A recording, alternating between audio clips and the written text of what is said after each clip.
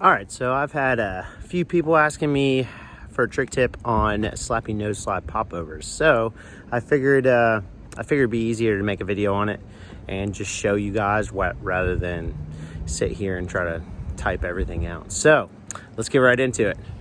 All right, we're gonna warm up with some Slappy Noseslides, maybe some Noseslides of fakie, maybe a couple crooks, and then we'll get into the popovers.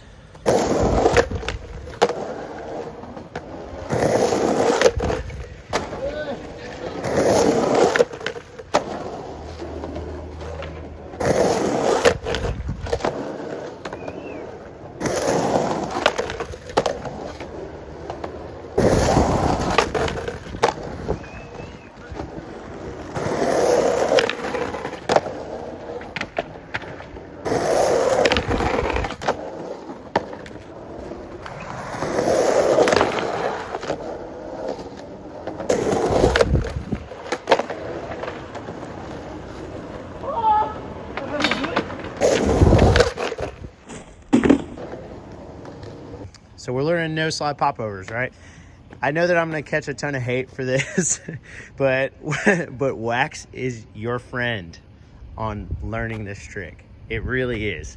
If it's not waxed well and it's not really buttery, you're gonna, like, right when you go about to pop over, you're probably gonna stick, and it's gonna be at the most inopportune moment. So wax is your friend. All right, so foot placement. So foot placement for this trick. It kind of, the shape of the curb will kind of dictate this a little bit, but for the most part, when I'm going in, I'm goofy, so my back foot I always have for Slappy Noseslides. I have it just behind that, or kind of on those back bolts. And then my front foot is usually, when I get into Noseslides, it's like about there. But for popping over, I always put it further up towards the tip. And the reason for that is that gives you your leverage. So this goes back to shape of the curb. If the curb is wider on top, you're gonna need more leverage. And I'll show you what that means in a second. So this is what I mean by leverage. Usually when I get into Slappy Noseslides, I kind of sit like right here. Like I said, with my foot kind of, like 1.5 inches or so away from the end of the nose. And I always have it kind of angled. And the reason for it being angled is because you want to, when you slide Noseslides, a lot of people on curbs, they make the mistake of just wanting to lock all the way in like this. You really want to under rotate that board. You want to be sliding your nose with more of, instead of your leading wheel going forward, you want it to be your back wheel that has, so it's kind of always like this, and that'll keep your slide going and it will stop you from sticking. So that's why I kind of twist my foot, like pointed a little bit, instead of having it perfectly squared. That way, when I get in, it helps me sit and I can be on that back wheel the entire time. So you're in it like this, right?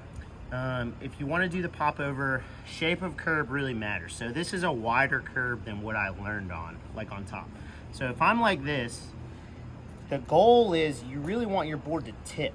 Once it gets to a tipping point, that's where it wants to snap over, right? So it's hard to tip it if the board's flat like this. I can't get the leverage to get it over to tip, right? That's why usually when I do popovers, I move it more towards the tip. So if it's on the tip, you see how easy it is. My board wants to go over. And that tipping point, right when you feel your wheels like this, all you have to do is bump it a little bit. It's not a pop. You don't slide your back foot or anything. It literally, like, you bump it and it'll just jam over. And I'll show you what that looks like.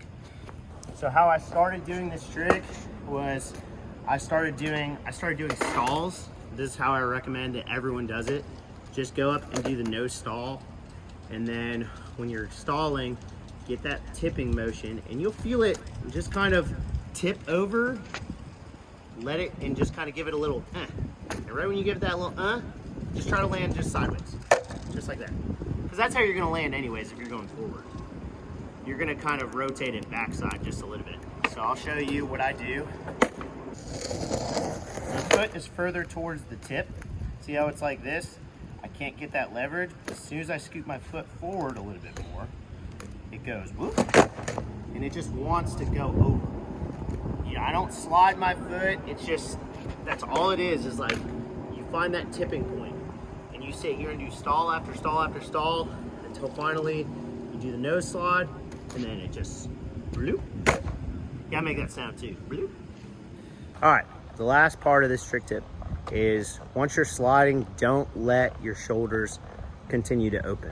Okay, if you're goofy, that means like almost like you're gonna front 180.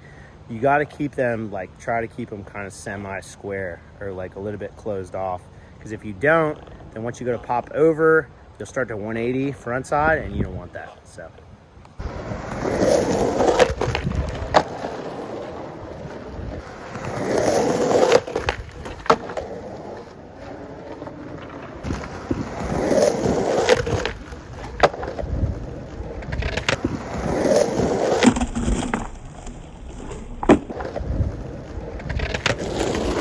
and that's how you do Slappy Noseslide popovers. If you want to see more trick tips, if you just want to see more skating, curb skating, if you want to see me review something, you want something else, put it in the comments. Hit that like button, subscribe, and hopefully I'll see you guys soon.